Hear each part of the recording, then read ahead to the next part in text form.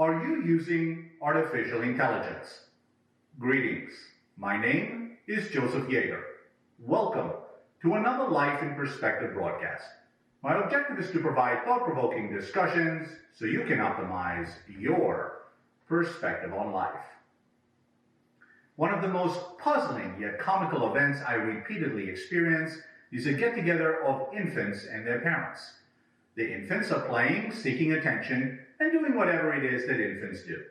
The fathers are having a beer and talking about sports, politics, and money. And the mothers? Oh, the mothers. They're having a pissing contest about whose kid has a higher IQ and the Ivy League kindergarten they're on the waiting list for. Give me a break. Here's where it gets interesting. If you pay attention to the infants, you can tell who the curious one, loner, bully, attention seeker, and manipulator is. That is where EQ comes into play. In my opinion, a much more important predictor of future success. Stick around, and I'll share with you why I believe so. Before I continue, please consider subscribing to the channel if you haven't already done so by clicking the subscribe link below. It's free and would be much appreciated. You may also follow me on Facebook, Instagram, and Twitter. Research debates that EQ, emotional quotient, has a more significant impact on success than IQ, intelligence quotient. In fact, look at your own circle of friends, colleagues, and relatives. Does anyone stand out in terms of their IQ? Most likely. How often do you or anyone you know pay attention or glorify their EQ? Likely never. When you hire a professional or consultant, such as your doctor, lawyer, accountant, etc., do you care about what kindergarten, elementary school, or high school they went to? College, maybe. And still, most of you likely don't even care about that either. Why is that? How many successful people do you know or heard of who had no college education or went to a small city college? Does that make them less intelligent or qualified? How many Ivy League graduates ended up broke or in jail? How about some examples? Ellen DeGeneres, college dropout, net worth $400 million. Larry Ellison, CEO of Oracle, college dropout, twice, net worth $61 billion. Here's a good one. You may have heard of this guy. Steve Jobs, college dropout, net worth at time of death over $10 billion. These titans personify EQ.